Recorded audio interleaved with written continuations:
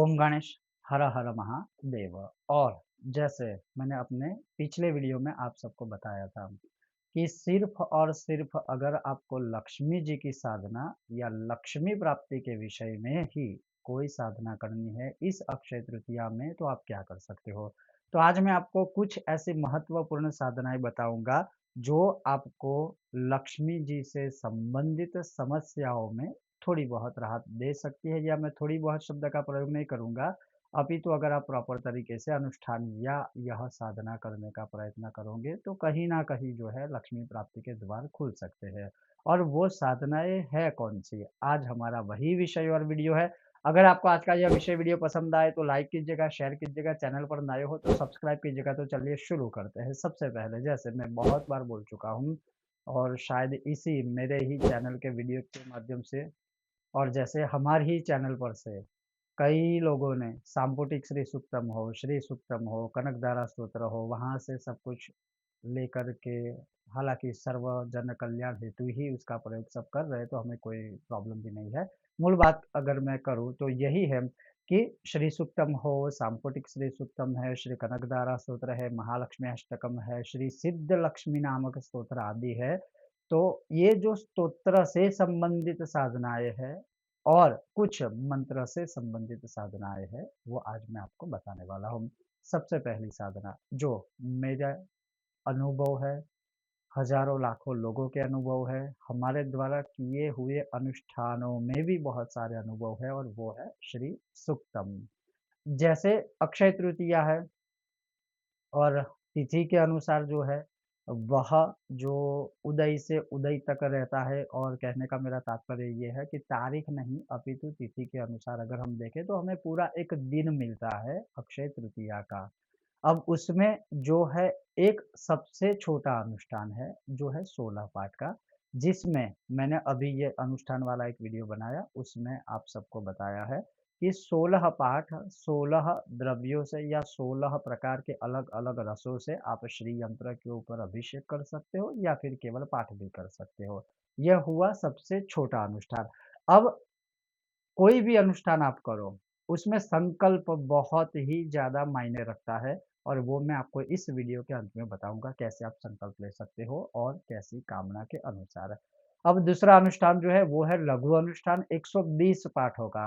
120 पाठ का अनुष्ठान जब आप करते हो तो करीब-करीब मान के चलिए आपको 3-4 घंटे लगते हैं। तो अक्षय तृतीया है, महान दिवस है, उत्तम दिवस है, और जब आप यह अनुष्ठान करोगे तो निसंदेह आपको इसका फल मिलेगा। तो एक अनुष्ठान है 120 पाठ का। तीसरा जो अनुष्ठान है, जो शायद संभवतः एक मनुष्य एक दिन में नहीं कर पाएगा, तो ये अनुष्ठान के लिए आपको विद्वान ब्रह्म देवताओं की आवश्यकता रहेगी, और वो अनुष्ठान है 1200 श्री सूक्तम के पाठ का। 1200 श्री सूक्तम के पाठ का अनुष्ठान आप कर सकते हो। जैसे 3 से लेकर 4 जो भूदेव है, ब्रह्म देवता है, वो एक दिन में यह अनुष्ठान कर सकते हैं। प्रॉपर भगवान का स्थापन चौकी लगाकर 16 उपचार पूजा अभिषेक आदि करके संकल्प करके पूर्ण अनुष्ठान, भले ही वो पूरा दिन या रात्रि क्यों ना लगे, लेकिन यह अनुष्ठान आप चाहे तो कर सकते हो या करवा सकते हो। ये हो गए श्री सूक्तम के विषय में अनुष्ठान। इसके पश्चात अगर मैं कहूँ कि 300 गुना अधिकतर शक्ति देने वाला जो है वो है सांपुटिक श्री सूक्तम। हमारी चैनल में सबसे अगर हम कहें कि प्रसिद्ध कोई वीडियो आज तक है तो वो है, और हमारे ही चैनल से सबने वह कंटेंट उठा के कई अन्य चैनलों में अपने वो डाला हुआ है। तो उसकी कोई दिक्कत नहीं है, शुरुआत में मैंने कहा, लेकिन मैं थोड़ा यहाँ पर वो पिन पॉइंट करता रहता हूँ। इसीलिए क्योंकि सर्वजन हिताय सबके काम में आ रहा है, सबको रिजल्ट भी बहुत ही अच्छा मिल रहा है। तो दूसरा अनुष्ठान है वो है सांपोटिक श्री सूक्तम का, लेकिन इस विषय में मैं अवश्य कहूँगा कि अगर आपका उच्चारण सही हो, स्पष्ट हो, या किसी से अगर आपको मार्गदर्शन मिलता है, तभी आप इसका पाठ कीजिएगा, क्योंकि इसमें 3 प्रकार के, एक दुर्गा सप्तशती का जो है दरिद्र विनाशन महामंत्र जो है, दुर्गे स्मृता हरसि भीतिम शेष जंतु वाला वह श्लोक अर्थात मंत्र, उसके साथ 27 अक्षरों वाला महालक्ष्मी जी का जो मंत्र है ओम श्रीम ह्रीम श्रीम कमले कमलालये वह वाला, और जो है श्री सूक्तम की एक ऋचा। ऐसे 3-3 महामंत्र जो है दरिद्रता का, जन्मों-जन्म का, अलक्ष्मी का विनाश करने वाला कोई सुक्तम बनेगा, वो है यह सांप्रतिक श्री सुक्तम। इसके आप जितने पाठ यहाँ पर इस विषय में मैं संख्या नहीं कहूँगा क्योंकि यह एक पाठ करने में भी बहुत समय लगता है अच्छे तरीके से। तो मैं ये कहूँगा कि अगर आप चाहो तो 16 पाठ इसके भी करोगे, तो भी चल सकता है। इसके पश्चात है तीसरा अनुष्ठान जो है श्री कनकधारा स्तोत्र का। तो कनकधारा जो स्तोत्र है वह आकस्मिक धन देने में बहुत ही उपयुक्त है, बहुत ही उपयोगी है।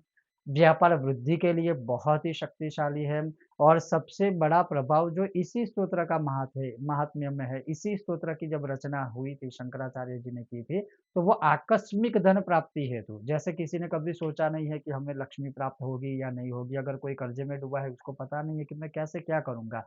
तो वो जब यह कनकधारा स्तोत्र के निरंतर पाठ करेगा, तो आकस्मिक रूप से उसको धन की प्राप्ति होगी, आकस्मिक रूप से व्यापार में वृद्धि होगी।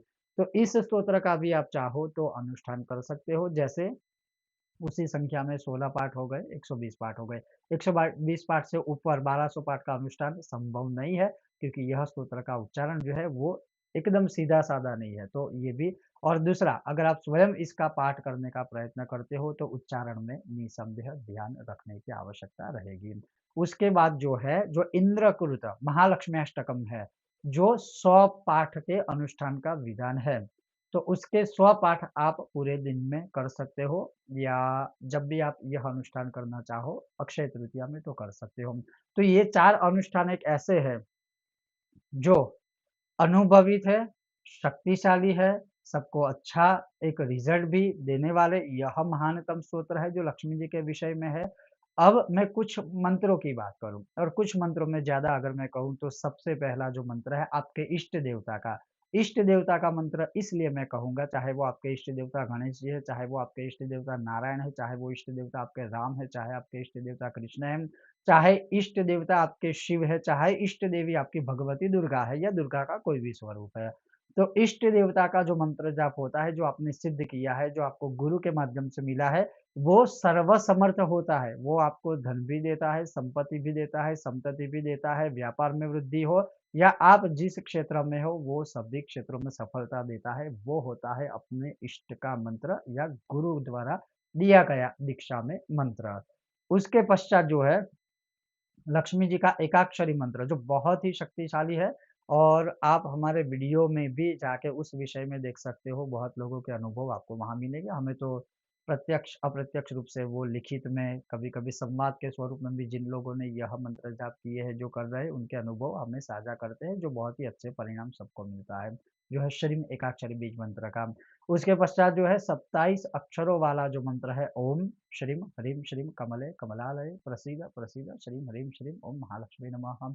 यह जो मंत्र है वो भी बहुत शक्तिशाली है। इस मंत्र का जाप आप कमलगट्टे की माला से, आप स्फटिक की माला से या रुद्राक्ष की माला से कर सकते हो या लाल चंदन की माला से। उसी तरह से एकाक्षरी बीज मंत्र है श्रीम वाला, वो भी आप कमलगट्टे की माला से, स्फटिक की माला या फिर रक्त चंदन की माला या रुद्राक्ष की माला से भी कर सकते हो। तो ये जो 2 मंत्र है वो महामंत्र है, इसके अलावा बहुत सारे मंत्र हैं जैसे वसुधा लक्ष्मी हो गए, सिद्ध लक्ष्मी हो गए, लेकिन ये सहज है, सरल है और हर कोई कर सकता है, ऐसा है।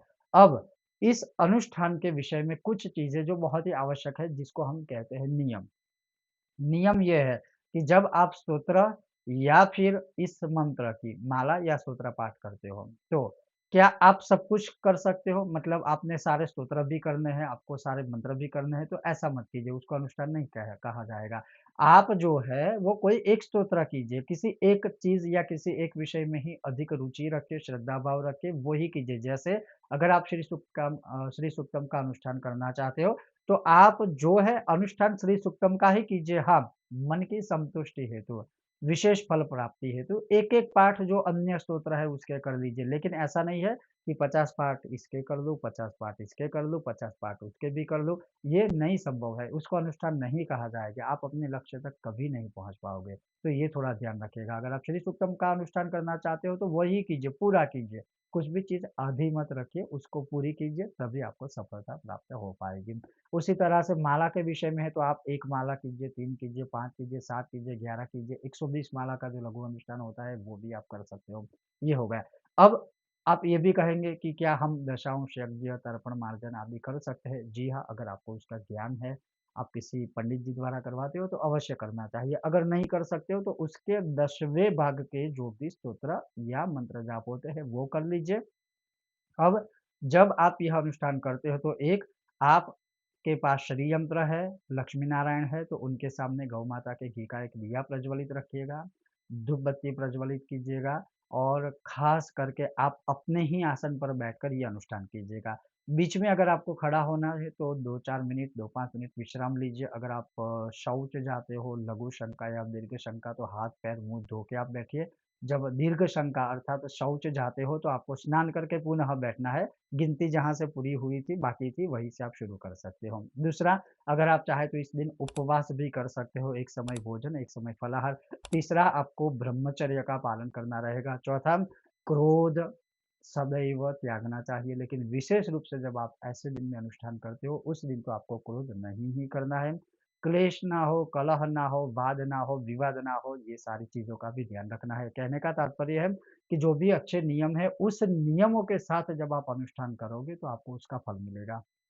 अक्षय तृतीया में जो भी करते हैं, वह अक्षय फल प्रदान करने वाला होता है, तो अक्षय फल आपको प्राप्त मिलेगा और दूसरे दिन से आप चाहो तो फिर 1-1, 2-2 पाठ, 16-16 पाठ मैं कहता रहता हूँ कि 16 पाठ श्री सूक्तम के करते रहिए। उसके साथ 1 पाठ कनकधारा स्तोत्र का, 1 पाठ सांपुटिक का कीजिए।